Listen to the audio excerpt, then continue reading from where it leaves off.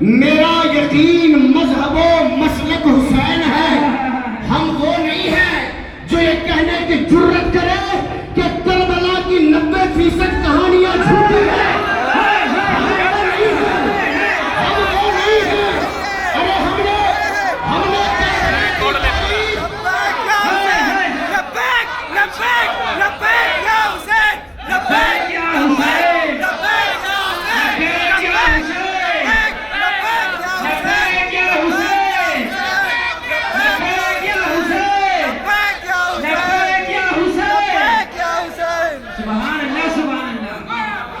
لوگوں نے کہا کہ کہنے والے نے رجوع کیا.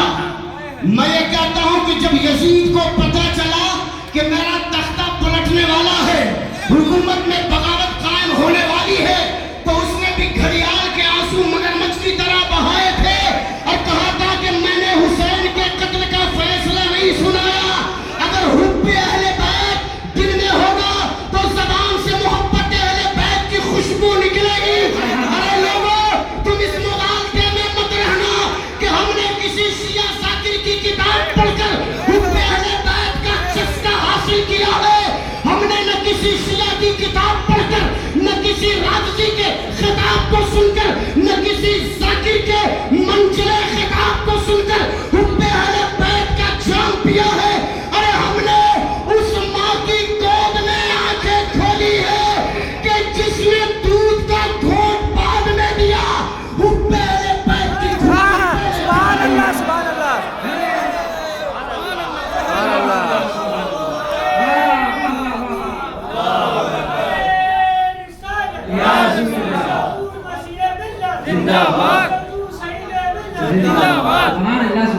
آنکھوں کا نور روح کی کھنڈک حسین ہے. میرا یقین مذہب و مسلک حسین ہے. میرا یقین مذہب و مسلک حسین ہے. اور سینے کے بائیں سمت میں ایک دل ہے میرے دوست, اس دل کی زندگانی کی دھک دھک حسین ہے.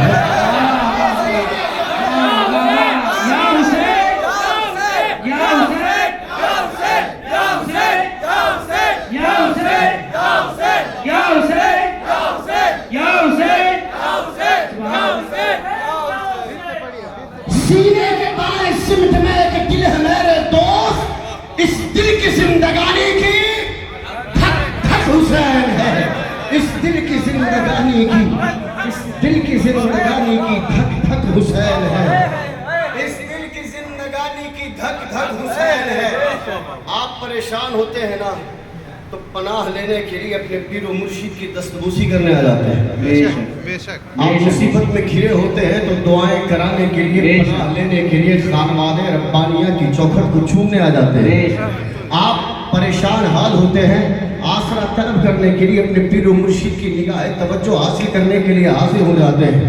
اپنے پیر کی بارگاہ سے دعائیں لینے کے لیے حاصل ہو جاتے ہیں.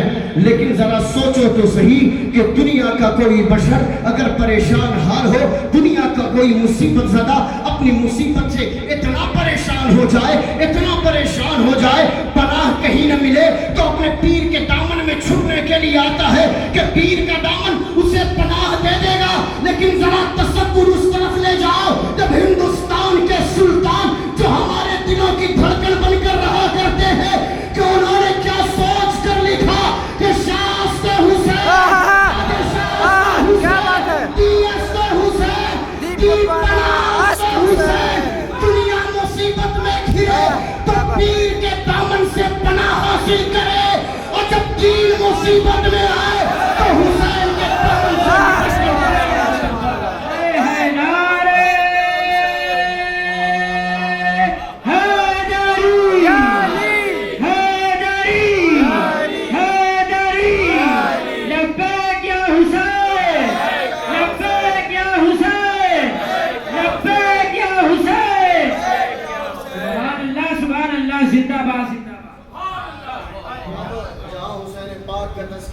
لوگوں کو تو تکلیفیں حسین پاک کے ذکر سے ہوتی ہے نا.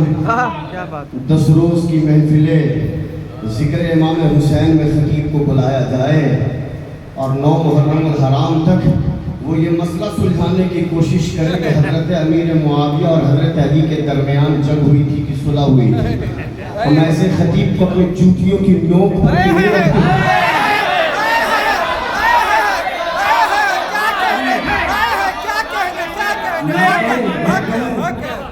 ایسے خطیبوں کو ہم جوتوں کی نوک پر بھی نہیں رکھتے, کیونکہ یہ جوتیاں وہ ہے جو اپنے خانوادے کی, اپنے خانقاہ کی عظمت کی بحالی کے لیے پہلے سیڑھیوں سے نیچے پہلے اتاری جاتی ہے.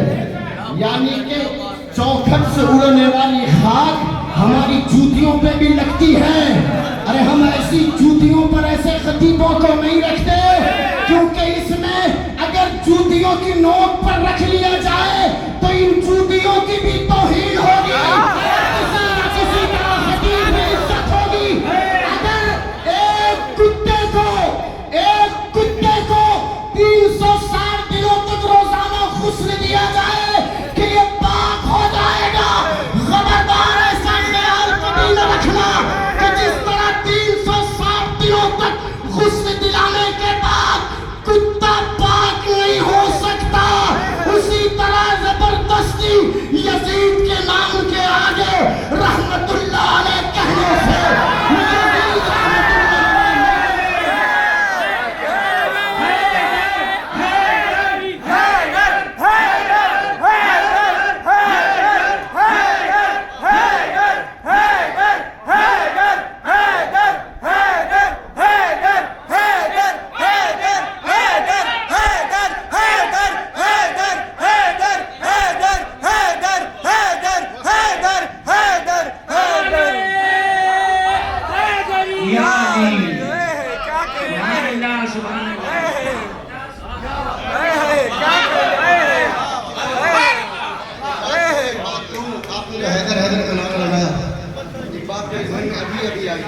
یزید رحمت ابھی جو آئی ہے تو یہ میری اپنی بساط نہیں ہے کہ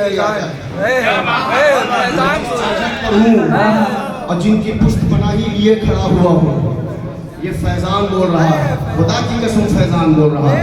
بس ایک کہہ کے بات کو آگے بڑھانے کی کوشش کروں گا کہ جب توجہ ہے کہ جب غدیر خم جب غدیر خون کے موقع پر توجہ ہے, غدیر خون کے موقع پر حضور علیہ السلام نے ممبر بچھانے کا حکم دیا, ممبر لگانے کا حکم دیا. میں نہیں جاؤں گا کہ واقعہ کیا ہوا, میں یہ نہیں بیان کروں گا کہ اس سے کیا ظاہر کرنا مقصد ہے, ایک جملہ دے رہا ہوں اور بات آگے بڑھاؤں گا. غدیر خون کے موقع پر کائنات کے محبوب رب تبارک و تعالیٰ کے بعد ساری کائنات میں سب سے زیادہ, سب سے افضل, سب سے اشرف رب تبارک و تعالیٰ نے جسے بنایا, یعنی ساری دنیا جن کا کلمہ پڑھ کر مشرف اسلام ہو, مصطفیٰ کریم علیہ السلام جلوگر ہوئے. توجہ رکھے, جلوگر ہوئے. وہ صحابہ جو اس مقام سے آگے چلے گئے تھے انہیں بلانے کا حکم دیا, جو آگے بڑھ گئے تھے انہیں بلانے کا حکم دیا, اور جو دور رہ گئے تھے ان کے آنے کا انتظار کیا.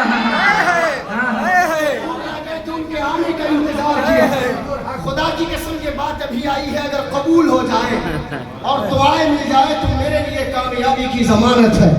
میں نہیں بیان کروں گا کہ ہوا کیا تھا, بس یہاں سے ایک بات ذہن میں آتی ہے کہ جو صحابہ آگے چلے گئے تھے, یہ تو سب صحابہ, یہ تو تمام صحابہ, جو صحابہ آگے چلے گئے تھے قاصد بھیج کر ان کے بلانے کا حکم دیا کہ آؤ یہاں آؤ, کچھ بات بتانی ہے, اور جو دور رہ گئے تھے ان کے آنے کا انتظار کیا. میں نے ایک نتیجہ نکالنے کی کوشش کی ہے کہ یہ وہ مقام ہے جہاں اہل بیت کی شان کا ظہور بتایا گیا, جہاں حضرت علی کو من کنت مولا فہذا علی المولا کا مجدہ دیا گیا, اور ساری دنیا کو درس دیا گیا کہ لوگوں یہ وہ مقام ہے کہ جہاں علی کو مولا بنایا گیا ہے. نہ علی سے جو آگے چلا جائے اسے پکڑ کر یہاں لاؤ, اور جو دور رہ جائے اسے بلاؤ. کوئی علی سے آگے بڑھنے کی جرأت نہ کرے اور کوئی علی سے دور رہنے کی جرأت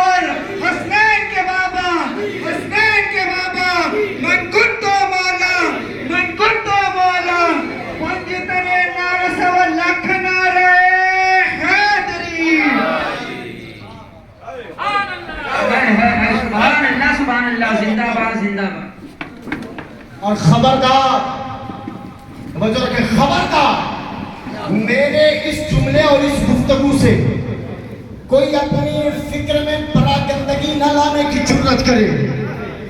ہم سنی ہیں، ہم اہل سنت و جماعت ہیں، ہم اہل سنت و جماعت ہیں، ہم نہ رافضی ہیں اور ہم نہ خارجی ہیں، ہم نہ رافضی ہیں، ہم نہ خارجی ہیں۔ ہم سے مت پوچھو کہ بخشش کا وسیلہ کیا ہے، ہم غلامان محمد ہیں، ہمارا کیا ہے؟ پنجتن اپنے، خدا اپنا، صحابہ اپنے، منکرو تم یہ بتائے کہ تمہارا کیا ہے؟ نعرے تکبیر، نعرے رسالت، نعرے حیدری، سبحان اللہ۔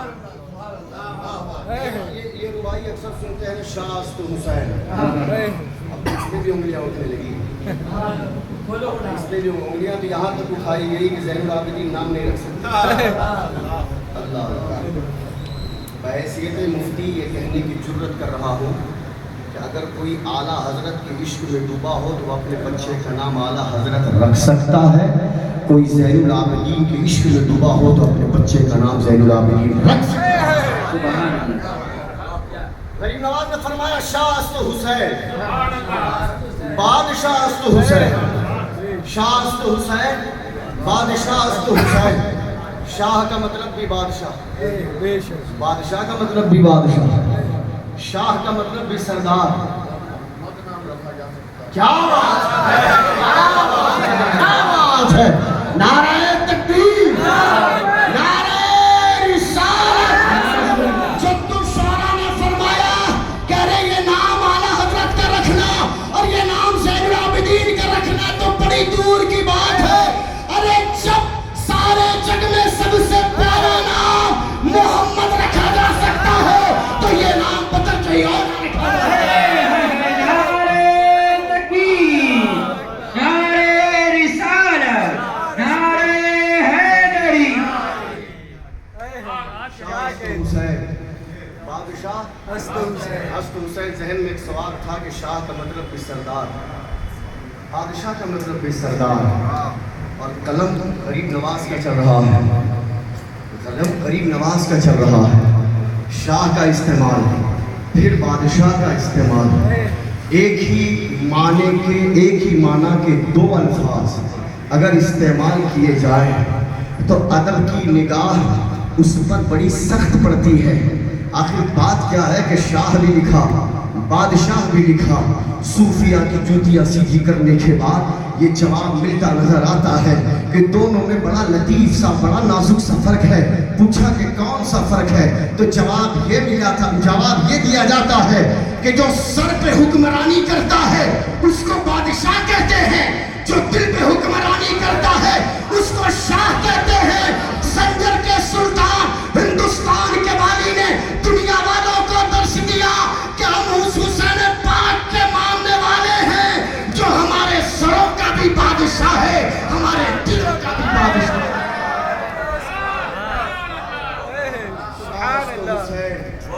بادشاہ است حسین، دین است حسین، دی پناہ است حسین۔ اب دیکھیں کیا لطیف بات، سرداد نداد دست در دست یزید، سرداد نداد دست در دست یزید۔ پہلا مصرع ہے حسین پاک کے نام سے معطر، شاہ است حسین، صحیح ہے نا؟ بادشاہ است حسین، حسین پاک کے نام سے معطر۔ دین است حسین، حسین پاک کے نام سے منور اور معطر۔ دی پناہ است حسین، حسین پاک کے نام سے معطر اور منور۔ لیکن جیسے ہی نام یزید کا آیا غریب نواز کے قلم نے گوارا نہ کیا کہ جس مصرے میں یزید بدبخت کا نام ہو وہاں حسین پاک کا نام دیا۔ سرداد نداد دست در دست یزید، سرداد نداد دست در دست یزید۔ ارے جب غریب نواز کے قلم نے یہ گوارا نہ کیا کہ ایک ہی لائن میں حسین کا بھی نام ہو اور اسی تحریر میں یزید کا بھی نام ہو، جب غریب نواز کا قلم یہ برداشت نہیں کر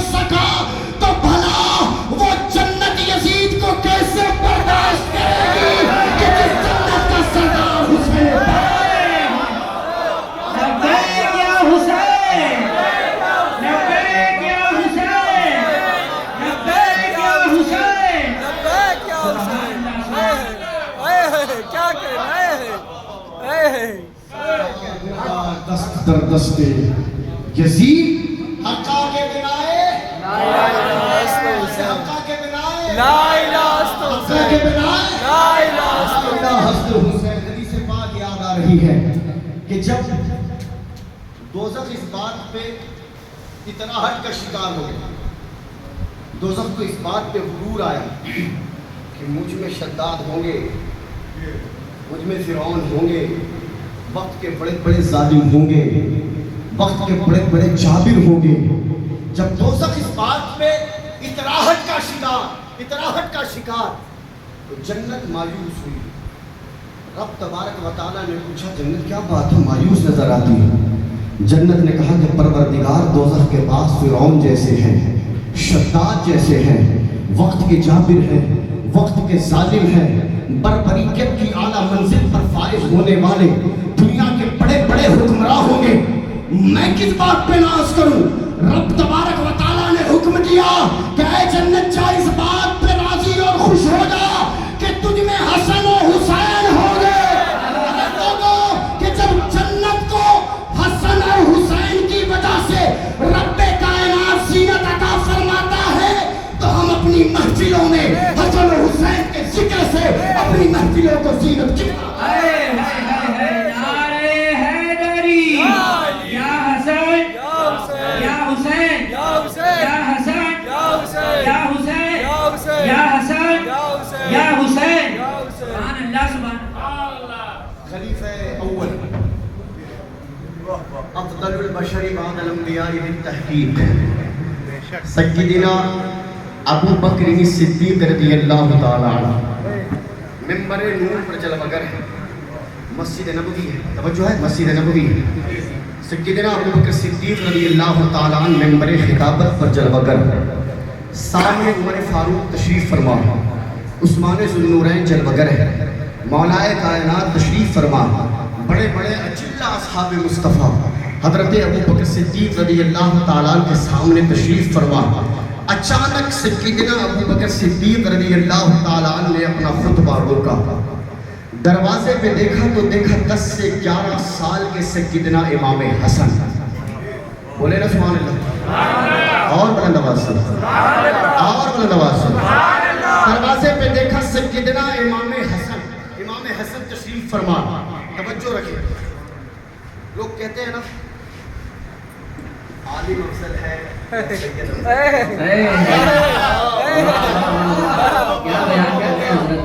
عالم افضل ہے کہ سید افضل. ارے ہم اس اعلیٰ حضرت کے ماننے والے ہیں جنہوں نے پالکی سے اتر کر اس سید زادے کو بٹھا کر پالکی اٹھائی ہے.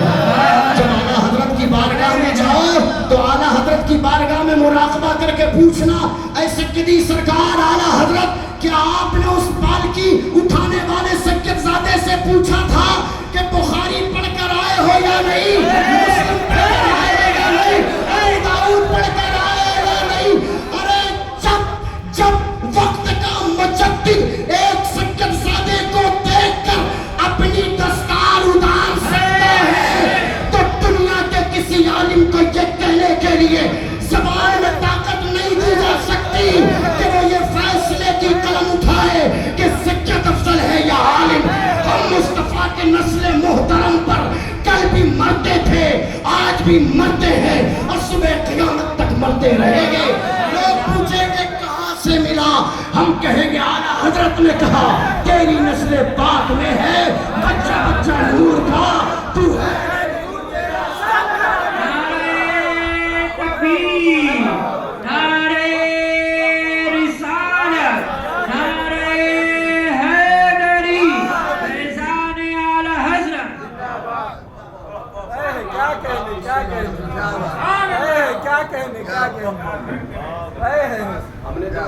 فیضان بول رہا ہے.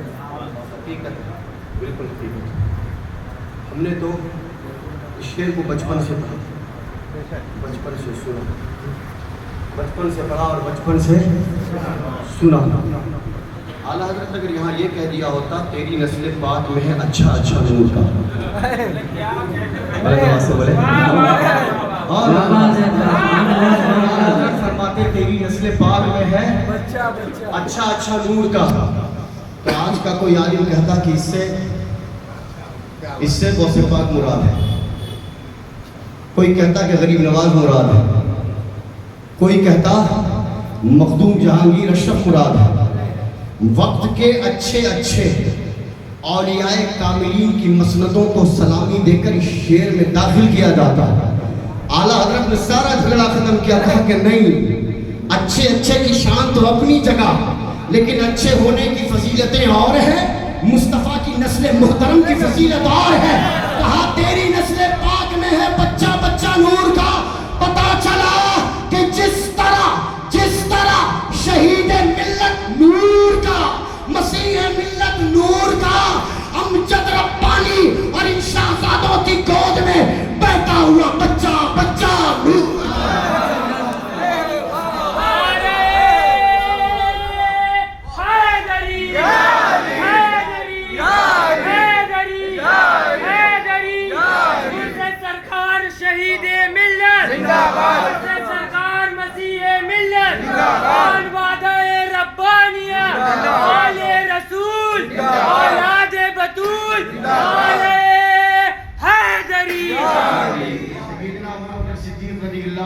ممبر نور پر خطاب فرما رہے ہیں، سامنے دروازے پہ دیکھا نواسۂ رسول سیدہ شباب اہل جنہ کا مجدہ پانے والے حضرت امام حسن جلوگر ہے۔ حضرت سیدنا ابوبکر صدیق رضی اللہ تعالیٰ عنہ نے دیکھا وہ وقت کا خلیفہ ہے، امیر المومنین ہے، افضل البشر بعد الانبیاء بالتحقیق کا تمغہ جس کے سر پہ جگمگا رہا ہے، وہ جنگ یمامہ کا وہ ایسا سپہ سالار ہے کہ جس کی جنگ کو آج بھی یاد کر کے ہم اپنے عقیدے میں خوشبو بکھیرا کرتے ہیں۔ وہ حضرت سیدنا ابوبکر صدیق نے جب حضرت امام حسن کو دیکھا، ممبر سے نیچے اترے، آنے والا آپ کا کوئی مہمان آئے، اس کو بلانے کے اپنے طریقے ہوتے ہیں۔ میزبان کبھی کھڑے ہو کر اس کا استقبال کرے، کبھی بیٹھے ان کا استقبال کرے، کبھی ان کی آمد پر نعرے لگائے جائے، کبھی ان کی آمد پر عوام کھڑی ہو کر ان کا استقبال کرے۔ لیکن حضرت ابوبکر صدیق کو تمام صحابہ دیکھتے ہیں کہ وہ اپنے ممبر سے نیچے اترے، جیسے ہی حضرت ابوبکر صدیق نیچے اترے وہ ادھر نہیں رکے، حضرت سیدنا امام حسن کے قریب گئے۔ ایک کی عمر 9 ایک کی عمر 10 سے 11 سال ہے، اور ابوبکر صدیق رضی اللہ تعالیٰ عنہ کی عمر مبارک تقریباً 63 سال ہے۔ لیکن تمام اجلہ صحابہ کیا دیکھتے ہیں کہ حضرت ابوبکر صدیق حضرت امام حسن کے پاس جا کر نیچے بیٹھ گئے اور کہا کہ میرے بادشاہ، آپ کے قدم زمین پر نہیں، ابوبکر صدیق کے قدموں پہ ہونے چاہتے نیچے بیٹھے۔ حضرت امام حسن کو اپنی گود میں لیا، کاندھے پہ سوار کیا، توجہ ہے، کاندھے پہ سوار کیا۔ اب آپ منظر کی طرف آئے کہ اگر کوئی بچہ کسی بزرگ شخصیت کے کاندھے پہ بیٹھ جائے تو اس کا ہاتھ کہاں ہوگا؟ بولے کہاں ہوگا؟ سر پہ ہوگا؟ کہاں ہوگا؟ ابوبکر صدیق کے سر پر حضرت سیدنا امام حسن کا دست مبارک، ابوبکر صدیق کے سر مبارک پر امام حسن کا دست مبارک۔ اور اب آپ کی توجہ چاہوں گا کہ جب کوئی بچہ کسی بزرگ کے کاندھے پہ بیٹھے تو اس کا ہاتھ اس بزرگ کے سر پر ہوتا ہے اور اس کا پاؤں اس کے سینے کے پاس ہوا کرتا ہے۔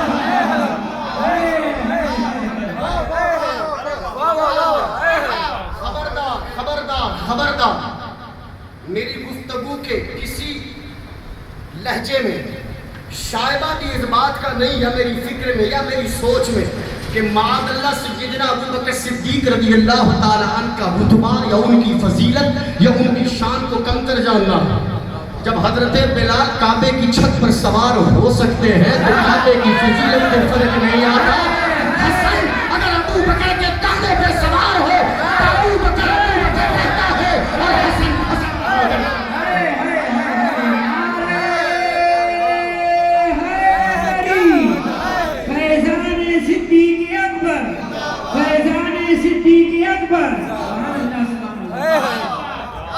کیا بات ہے، منظر کشی کر رہا ہوں، بات یہاں سے توجہ ہے، آپ کی توجہ ہے۔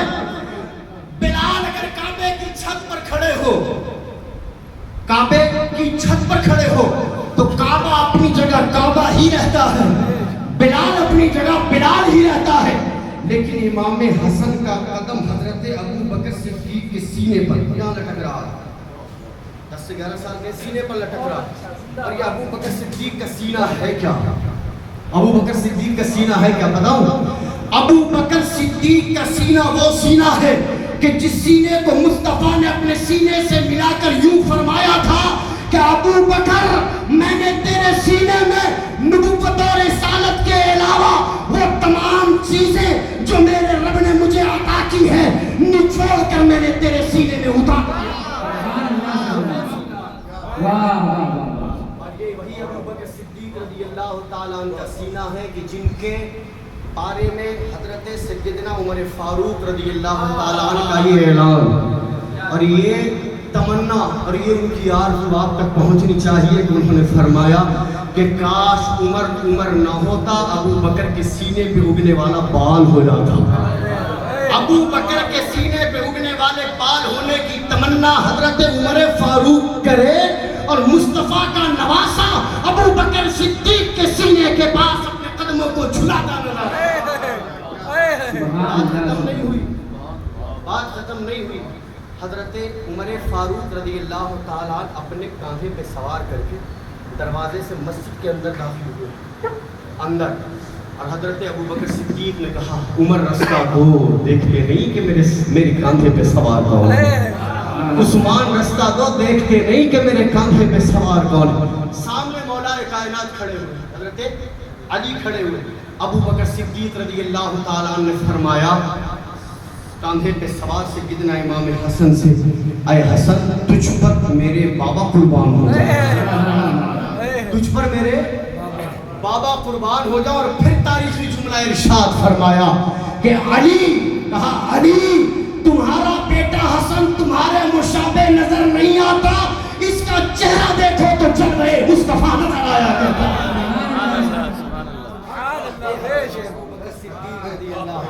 बात बड़ी दूर की है कि सैयद अफजल है आलिम अफजल है, ये तो गुंबद रजा पे लौ लगाने के बाद खुद ही पता चल जाए। जो सच्चा रजवी होगा वो इस तरह की जुर्रत तो कभी नहीं।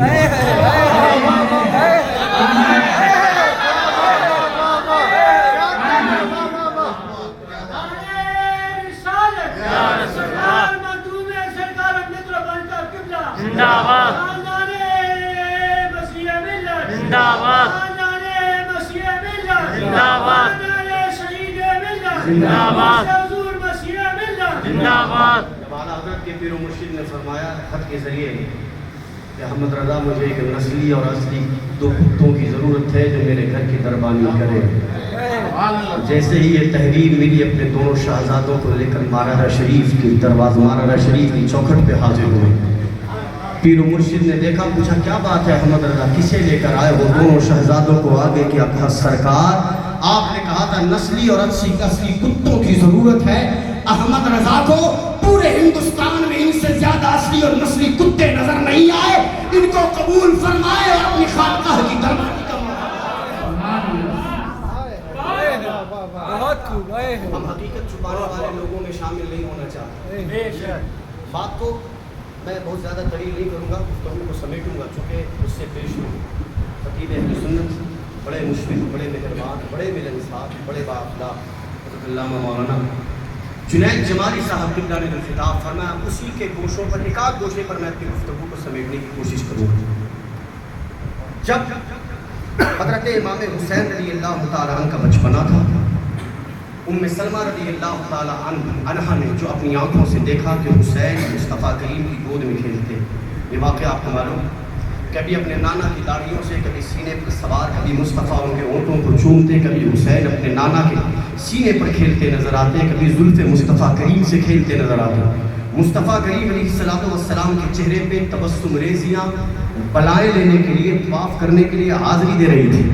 उम्मे सलमा रज़ियल्लाहु ताला अन्हा फरमाती हैं कि उन खूबसूरत गुफ्तगू और उनकी खनकती हुई आवाज़ मेरे मशाम जा को मुअत्तर कर रही थी।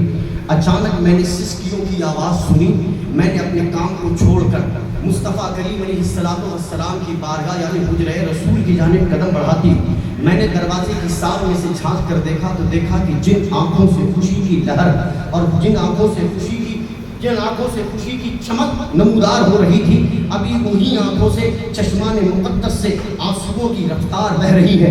حضرت ام سلمہ فرماتی ہیں میں مصطفیٰ کریم علیہ السلام کی بارگاہ میں حاضر ہوئی، عرض کرنے لگی یا رسول اللہ میرے ماں باپ آپ پر قربان ہو۔ آقا تھوڑی دیر پہلے مسکرا رہے تھے، حسین پاک سے کھیل رہے تھے، لیکن آقا کیا بات ہے کہ ابھی آپ کی آنکھوں سے آنسو نکلنے پہ مجبور ہے۔ مصطفیٰ کریم علیہ السلام نے فرمایا ام سلمہ میں اس حسین سے محبت اور پیار کرتا ہوں، لیکن جس حسین کے ساتھ میں اتنی محبت اور پیار کی وارفتگی میں کھویا ہوا تھا کہ اتنے میں رب تبارک و تعالیٰ کا مقدس فرشتہ جبریل میری بارگاہ میں آتا ہے، اللہ کا سلام پہنچاتا ہے، اللہ یسلم علیک یا رسول اللہ، پھر رب تبارک و تعالیٰ کا یہ پیغام سناتا ہے کہ میرے مصطفیٰ جس حسین سے اتنی محبت کر رہے ہو، اسی حسین کو آپ کا کلمہ پڑھنے والی قوم میدان کربلا میں شہید کر دے گی۔ ام سلمہ سے فرماتے ہیں کہ پھر میں نے جبریل سے کہا جبریل مجھے اس مقام میں طب جسے کربلا کہا جاتا ہے اس مقام کی مٹی لا کر دو جس مقام پر میرے حسین کی لاش کو تڑپایا جائے گا۔ حضرت جبریل امین نے اس مقام سے مٹی لا کر حضرت نبی کریم علیہ السلام کے دست مقدس میں رکھی۔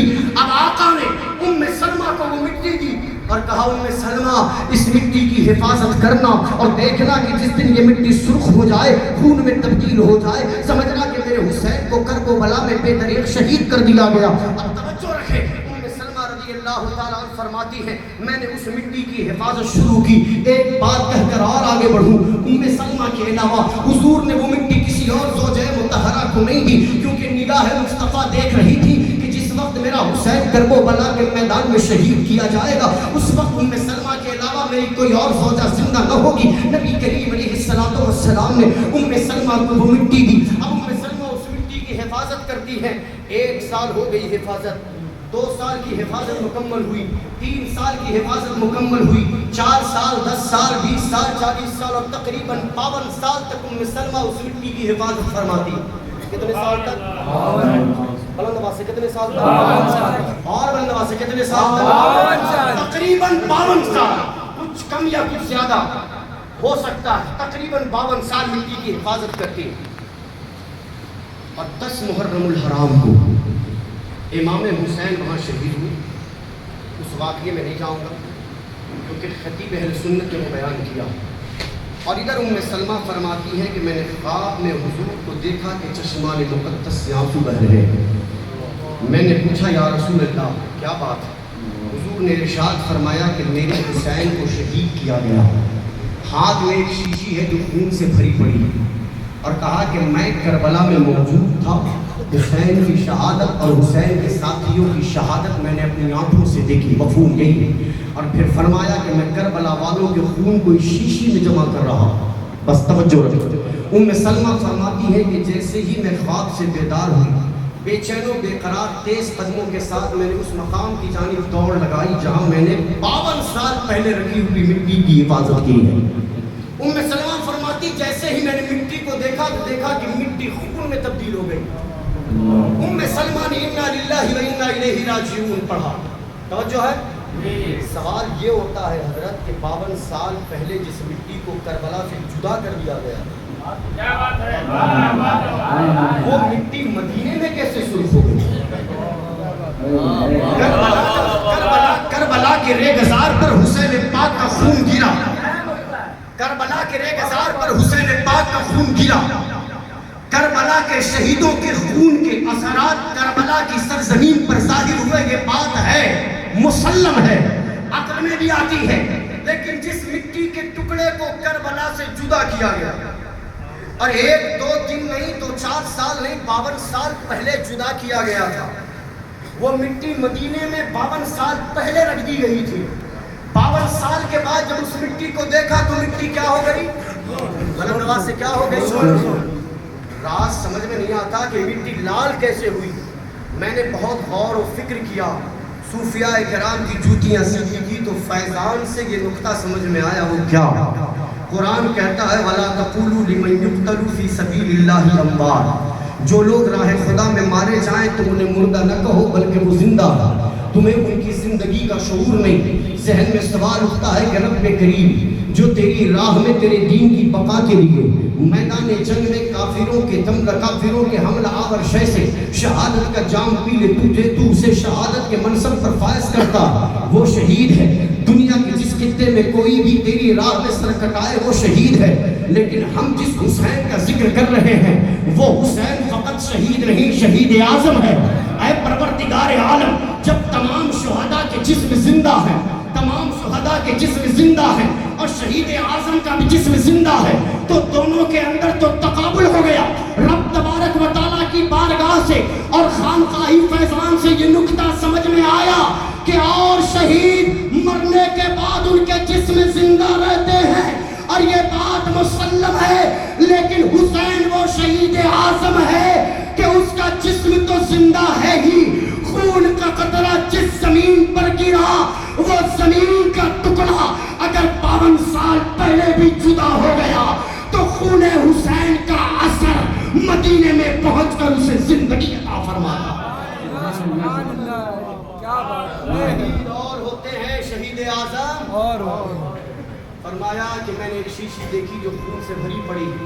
ہو سکتا ہے کہ کوئی سوال کرے کہ ایک شیشی اور 72 جانثاروں کا خون ایک شیشی کے اندر کیسے سما گیا, ایک شیشی کے اندر کیسے سما گیا. آپ کو کہیں اور جانے کی ضرورت نہیں, والی ہندوستان کا واقعہ آپ جانتے ہیں کہ جب ایک کوزے میں سارا آنا ساگر لا سکتے ہیں تو ان کے دادا نہیں, سارے سجدوں کے نانا ایک شیشی میں 72 جانثاروں کا خون لا سکتے ہیں. یہ تو عقلی دلیل ہے, لیکن اور نقلی دلیل دے کر اپنی گفتگو کو سمیٹوں. حضرت ابو ہریرہ رضی اللہ تعالی عنہ بھوک کی شدت سے نڈھال دربار مصطفیٰ میں حاضر ہوئے, یہ ارادہ لے کر کہ مصطفیٰ کی بارگاہ سے کچھ لقمے عطا ہو جائیں گے تو ابو بکر کی بھوک کی شدت کم ہوگی, ابو ہریرہ کی بھوک کی شدت کم ہوگی. وہ ایک کونے میں بیٹھے کہ مصطفیٰ کے دربار سے کچھ نوازا جائے گا. کچھ ہی دیر کے بعد دربار مصطفیٰ میں کہیں سے دودھ کا ایک پیالہ آیا, ابو ہریرہ فرماتے ہیں میں انتظار کر رہا تھا کہ میرے آقا وہ دودھ کا پیالہ مجھے دیں گے. مصطفیٰ کریم جو لوگوں کی مراد, لوگوں کی نیتوں کو پڑھنے کا فن اور ہنر رکھا کرتے ہیں, جن کی جوتیوں سے نکلنے والی خاک ماہ و نجوم اپنی آنکھوں کا سرما بنانے کے لیے دوڑ پڑتے ہیں. مصطفیٰ کریم نے ابو ہریرہ کو بلایا. ابو ہریرہ خوشی آگے بڑھے کہ دودھ کا پیالہ ملنے والا ہے, بھوک کی شدت کم ہونے والی ہے, لیکن مصطفیٰ کریم نے بلایا, کہا ابو ہریرہ دودھ کا پیالہ اٹھاؤ. ابو ہریرہ نے دودھ کا پیالہ اٹھایا. آقا نے فرمایا ابو ہریرہ باہر جاؤ, اصحاب صفہ بیٹھے ہوئے ہیں, دودھ کا پیالہ ان کے پاس لے کر جاؤ. ابو ہریرہ فرماتے ہیں میں باہر گیا, حضور کے صحابہ جو بیٹھے ہوئے تھے میں نے ان کی بارگاہ میں دودھ کا پیالہ پیش کیا. ایک صحابی رسول نے دودھ پیا, میں نے دوسرے کو دیا, تیسرے کو دیا, چوتھے کو دیا.